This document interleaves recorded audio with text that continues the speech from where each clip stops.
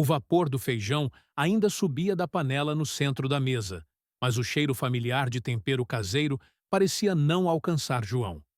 Seus olhos vagavam como folhas secas levadas pelo vento, sem rumo, sem âncora. O som dos talheres, as risadas das crianças, tudo se tornava um ruído distante dentro da neblina que agora habitava sua mente.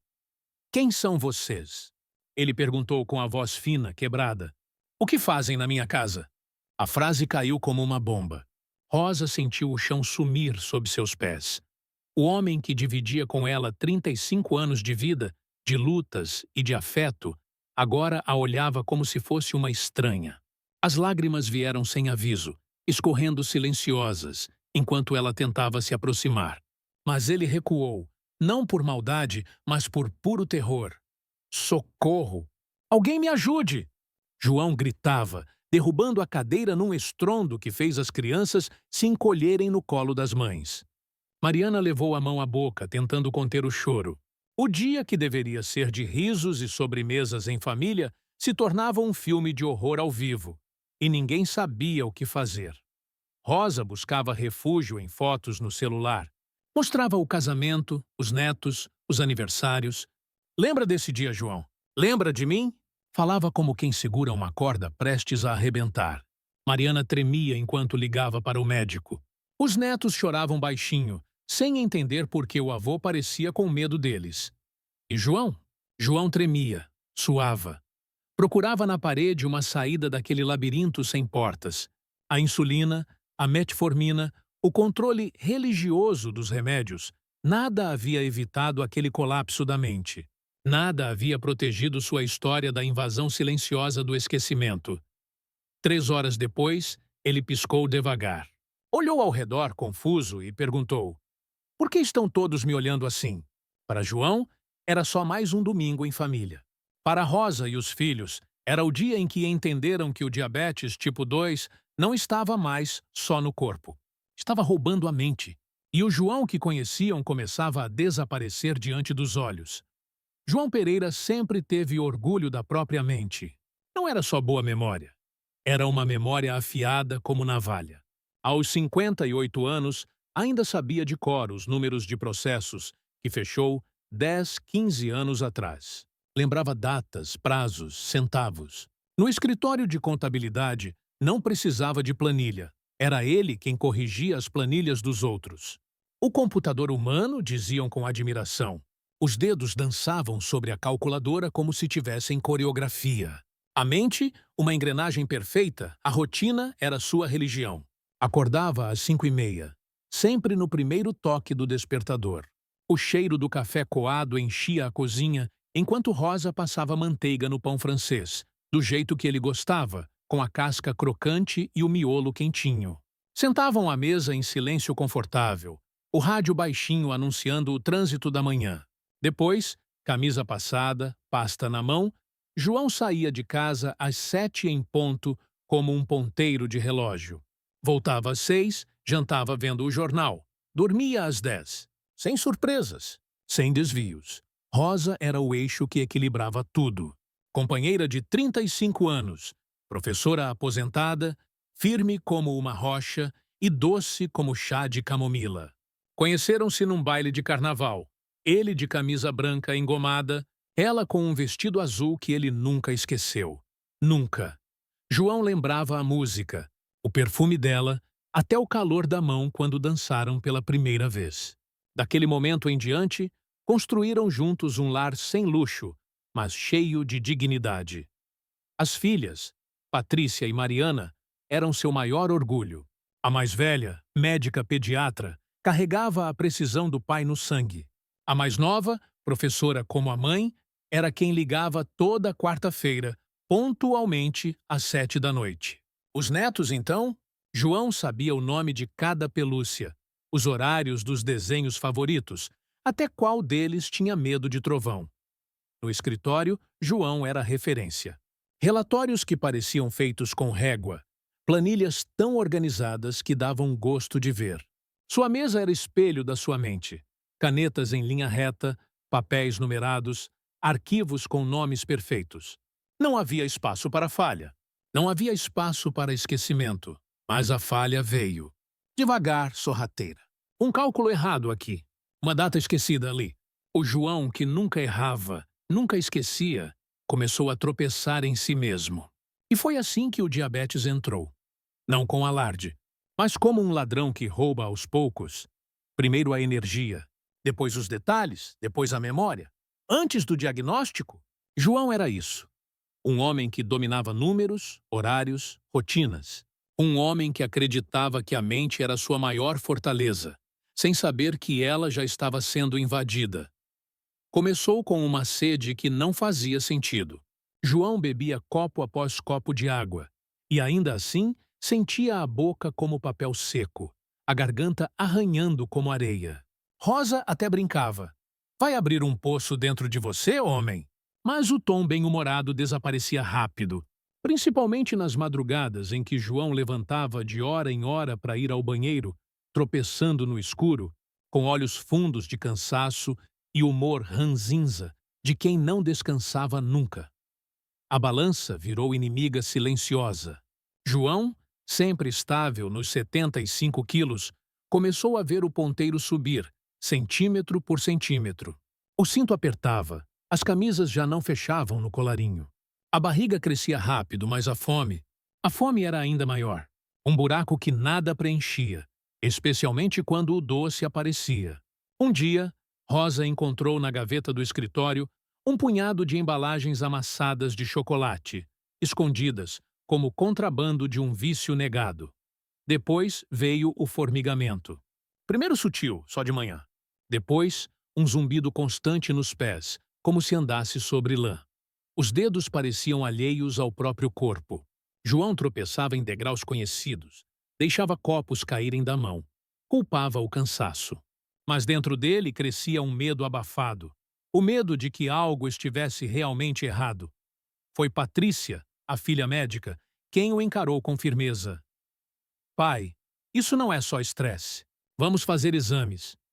João resistiu como tantos homens da sua geração. Calado, teimoso, vestindo a armadura do "tá tudo bem". Só cedeu quando quase desmaiou depois do almoço. Pálido, suando frio.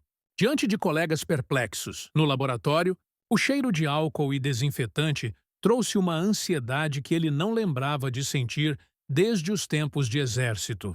A agulha entrou na veia. O tubo se encheu de sangue escuro. Glicemia em jejum.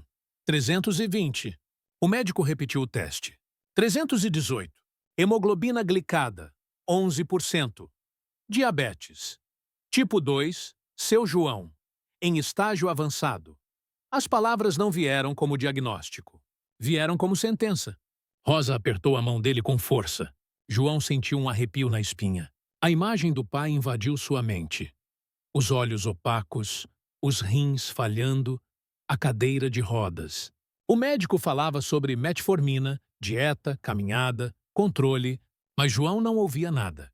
Só via o fim se aproximando com passos lentos e certos.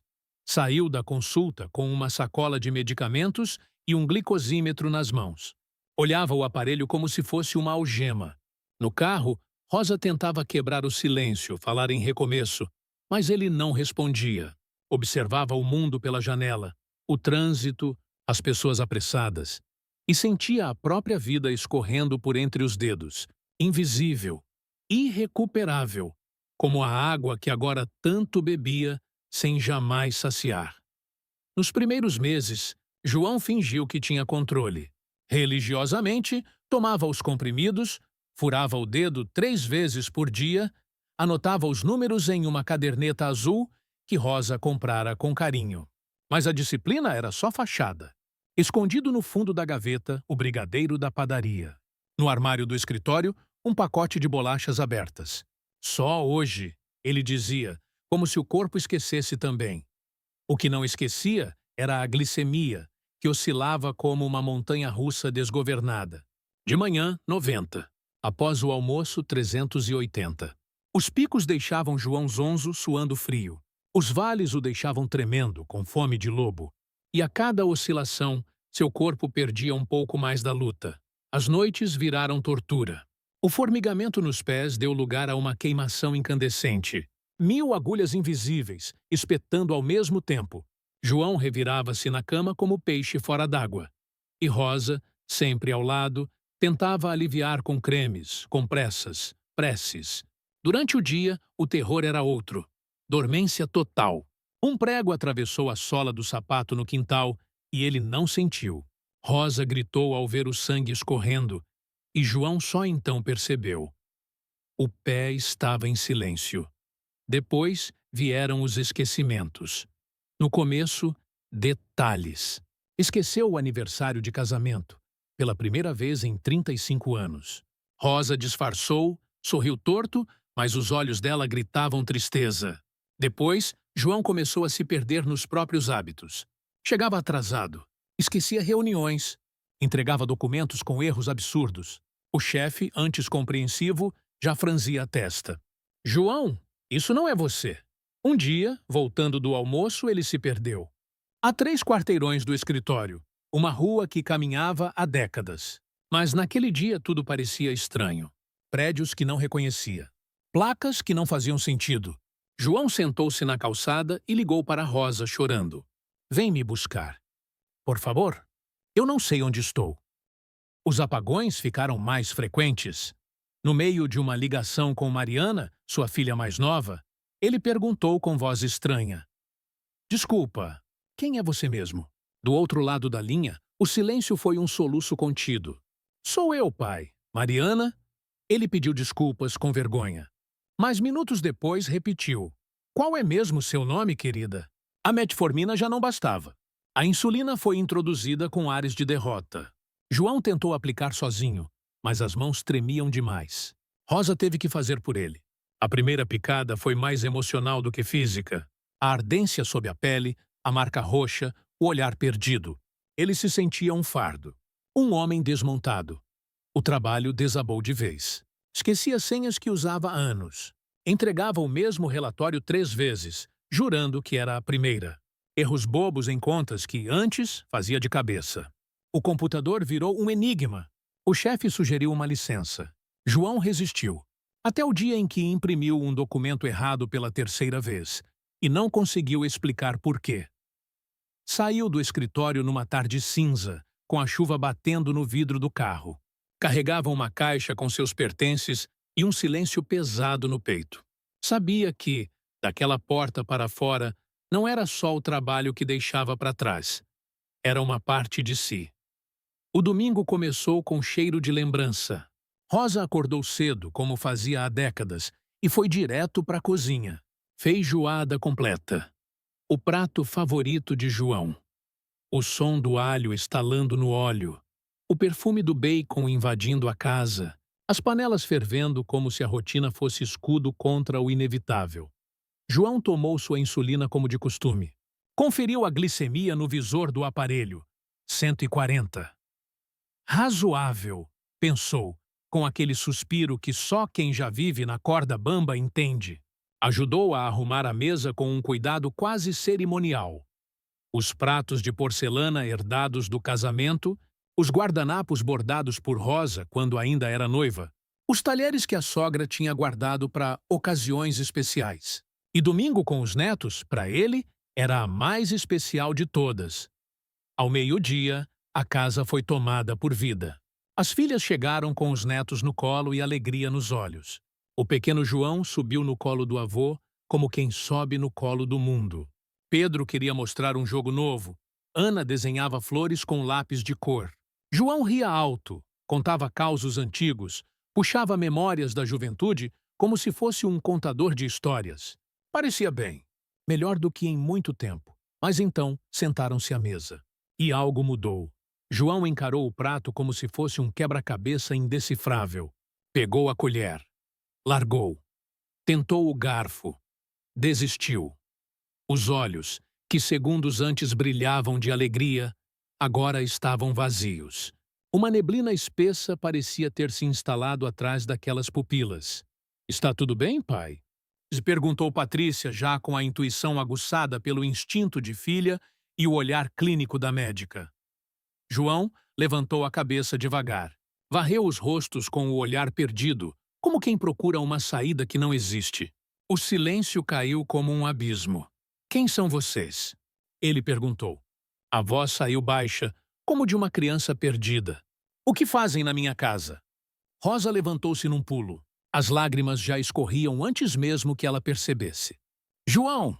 Meu amor! Sou eu, Rosa! Estendeu a mão. Ele recuou com violência, derrubando a cadeira. Não se aproxime! Socorro! Alguém me ajude! Os gritos eram viscerais, cheios de pavor. Os netos choravam, confusos. As filhas se entreolhavam, sem saber se acolhiam o pai ou protegiam os filhos. Foi como se, de repente, João fosse um estranho na própria casa. Um intruso dentro do próprio corpo. Patrícia tentou agir. Pai, você está em hipoglicemia. É só confusão temporária. Vai passar. Mas as palavras batiam em um vidro grosso. João não ouvia. Não entendia. Correu para o quarto e se trancou. Lá dentro, chorava, gritava, batia na parede. Rosa ajoelhou-se do lado de fora da porta, como quem reza de novo o que viveu uma vida inteira. Lembra da nossa lua de mel? Campos do Jordão, o chalé gelado, o cobertor pequeno demais. Lembra da Mariana nascendo no susto? E da Patrícia, que quase se chamou Cláudia. Mas você insistiu em Patrícia? Ela falava como quem tenta puxar alguém do fundo do mar. Mas João estava longe. Muito longe. Foram 3 horas de angústia. 3 horas de portas fechadas e corações abertos em desespero.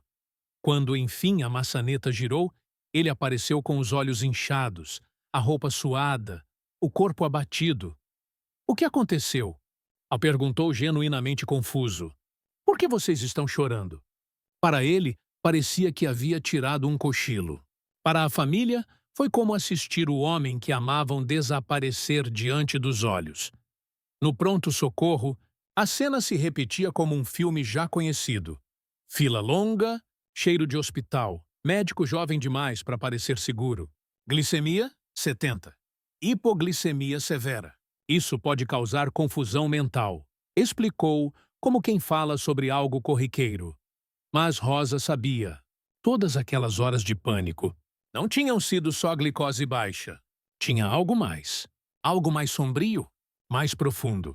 Algo que já estava corroendo João por dentro. Rosa passou a noite acordada, os olhos fixos na tela do tablet, enquanto João ressonava ao seu lado, exausto e dopado pela medicação. A luz azul da tela iluminava seu rosto cansado. O silêncio do quarto só era quebrado pelo som rítmico da respiração pesada dele e o leve toque dos dedos ansiosos dela navegando entre fóruns, estudos, publicações médicas. As palavras se embaralhavam. Declínio cognitivo, atrofia do hipocampo, demência associada ao diabetes. Ela anotava termos num caderninho com letra trêmula, como quem aprende uma língua nova sob pressão. Foi às 3h10 da manhã que encontrou o artigo que fez seu coração parar por um instante. Diabetes. Tipo 3. Quando o Alzheimer encontra o diabetes. O título parecia sensacionalista, mas a fonte era uma revista médica reconhecida. Rosa leu cada linha com os olhos arregalados. Segundo os estudos, a resistência à insulina no cérebro podia causar um acúmulo de placas semelhantes às do Alzheimer. E o mais alarmante, pacientes com diabetes tipo 2 tinham até o dobro de chance de desenvolver demência. O termo diabetes tipo 3 ainda era controverso, mas fazia todo sentido naquele momento. Ela olhou para João, dormindo como um menino velho, e sentiu o pânico apertar o peito. Mas junto com o medo, brotou uma chama. A urgência de agir. Na manhã seguinte, Rosa foi a uma gráfica, imprimiu artigos, grifou trechos, montou uma pasta.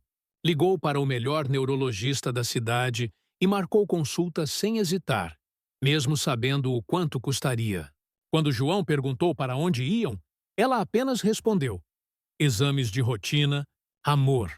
No consultório do Dr. Mendes, um senhor de expressão serena e voz acolhedora, Rosa despejou o conteúdo da pasta e o conteúdo do coração. Falou das confusões, dos apagões, do episódio no almoço. O médico ouviu em silêncio, depois examinou João com atenção. Há sim sinais preocupantes, disse com delicadeza. Vamos fazer uma ressonância e testes cognitivos completos. Precisamos entender o que está acontecendo no cérebro do seu João. João fez os testes como um menino obediente. Tentou desenhar relógios, repetir palavras, lembrar pequenas histórias, coisas que ele dominava com maestria. Agora exigiam dele uma concentração dolorosa. Saía de cada sala suando, com um sorriso sem graça, como se dissesse: não sei mais quem sou. Os resultados foram como uma confirmação cruel do que Rosa já temia. Atrofia no hipocampo. Microinfartos silenciosos. Baixo metabolismo de glicose cerebral. O diagnóstico veio sem rodeios. Demência vascular com alterações do tipo Alzheimer. Um combo devastador, alimentado por anos de glicemia descontrolada. Mas antes que o desespero tomasse conta, o Dr. Mendes abriu uma nova pasta. Existe um protocolo relativamente novo. Ainda experimental, mas com bons resultados. Não é cura, mas desacelera. Em alguns casos, até melhora. Explicou sobre uma dieta cetogênica adaptada, exercícios cognitivos específicos, controle glicêmico rigoroso, suplementação com ômega 3, vitaminas, probióticos. Um verdadeiro plano de guerra. Rosa não precisou de tempo para decidir. Já estava em guerra há meses. Agora tinha armas. Saíram do consultório com sacolas cheias de prescrições, nomes de especialistas, listas de alimentos permitidos, metas, tarefas. João estava calado no banco do carona, o olhar perdido no vidro. Até que murmurou: estou ficando como meu pai, né? Rosa não respondeu de imediato. Segurou a mão dele com força. Não se você lutar, meu amor. E eu vou lutar com você. Foi nesse instante que João chorou. Não por medo, mas por alívio, porque agora, finalmente, o inimigo tinha nome. E todo inimigo com nome pode ser combatido. A revolução começou na cozinha, como quase toda guerra silenciosa. Rosa tirou o avental de sempre, mas agora era uniforme de combate. Onde antes havia açúcar refinado, agora repousavam potes com rótulos que João mal sabia pronunciar. Eritritol, cúrcuma, óleo de coco. A velha fruteira virou farmácia viva. Tudo tinha propósito. Nada era por acaso. O primeiro prato da nova era foi recebido com desconfiança. Brócolis com salmão? Cadê o arroz? Cadê o feijão? João olhou para o prato como quem encara um estranho na própria casa. Isso não é comida de homem. Rosa. Mas Rosa não cedeu. É comida de quem quer ficar vivo, João. Às 5h30, o despertador tocava. Era a hora da caminhada. João resmungava. Arrastava os pés, reclamava do frio, do sol, do tênis. Mas Rosa puxava pela mão como quem puxa de volta a vida. Na segunda semana, algo mudou. A névoa das manhãs, aquele esquecimento lento, o olhar vago, começou a dissipar. João acordava mais lúcido, ria das piadas dos netos. Sabia onde estavam suas meias. Coisas simples, mas preciosas. O glicosímetro virou parte do corpo. Medições após o café, antes do almoço, depois do jantar. 110. 120. Raramente mais que 140. João anotava os números num caderno com letra caprichada, como se aquilo fosse sua nova contabilidade. E era.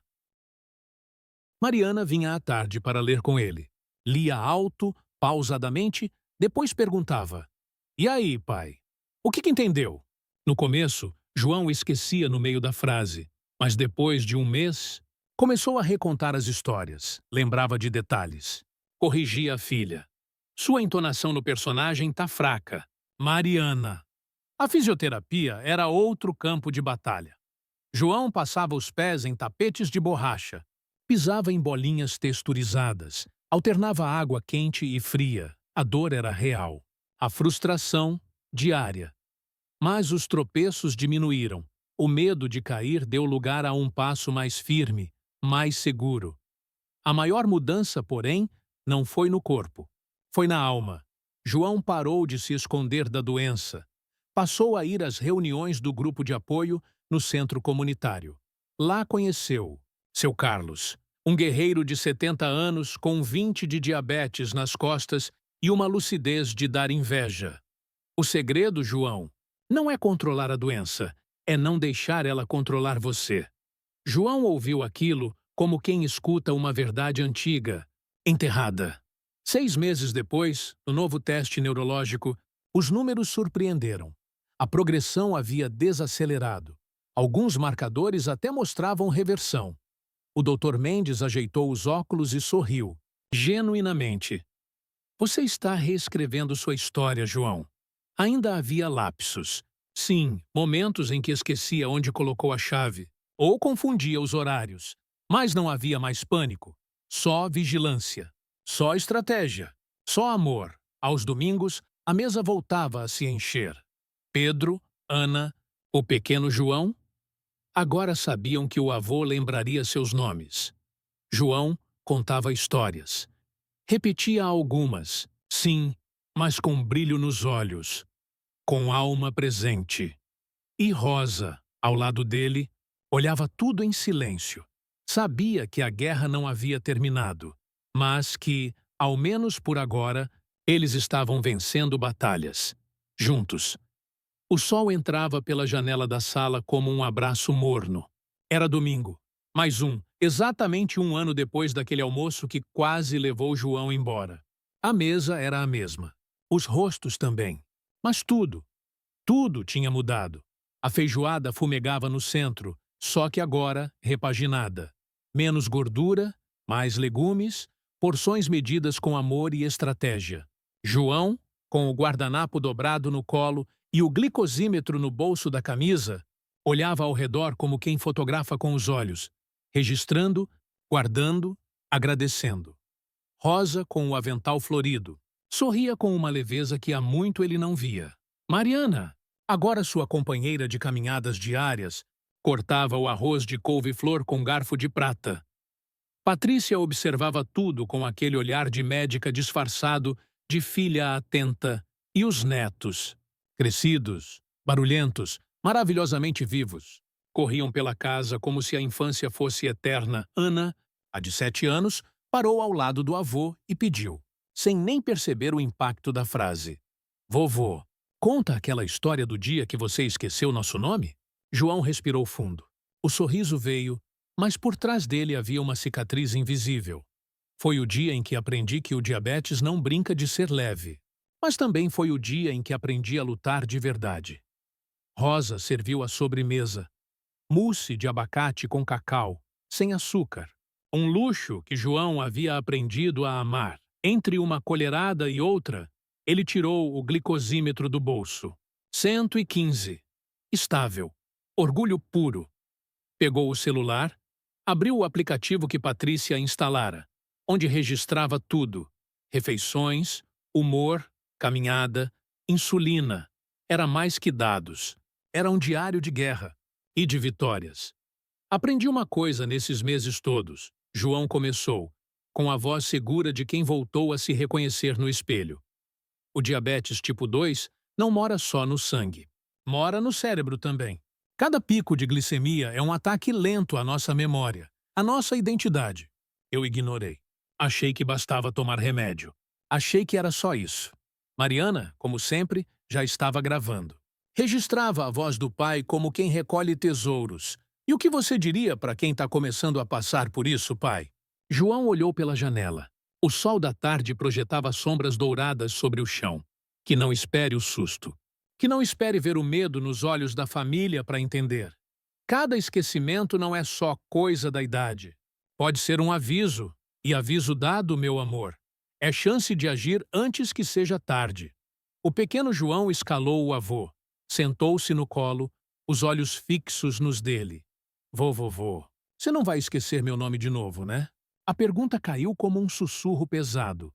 João o apertou forte contra o peito. Vovô tá fazendo de tudo, tudo mesmo, para não esquecer. Mas se um dia esquecer, você me lembra, tá? Você é meu João pequeno. Eu sou seu João grande. E a gente se acha sempre. Lá fora, a luz ia baixando. Em breve, os carros sairiam da garagem. Os netos iriam dormir. A casa voltaria ao seu silêncio doce. E a rotina recomeçaria. Caminhada, insulina, sudoku, alimentação, vigilância. Mas João estava lá, inteiro, lúcido, amoroso. O diabetes levou muita coisa, mas não levou o que ele mais precisava. Vontade de viver com consciência. A capacidade de amar com presença. A missão de transformar dor em direção. Talvez alguém que você conheça esteja vivendo essa névoa agora, achando que é só cansaço, só idade, só correria. Talvez essa história seja a faísca que faltava para alguém perceber que ainda dá tempo, que o cérebro pode ser cuidado, que a memória pode ser protegida, que compartilhar também salva. João aprendeu isso. Tarde, mas não tarde demais. E agora? É hora de passar adiante.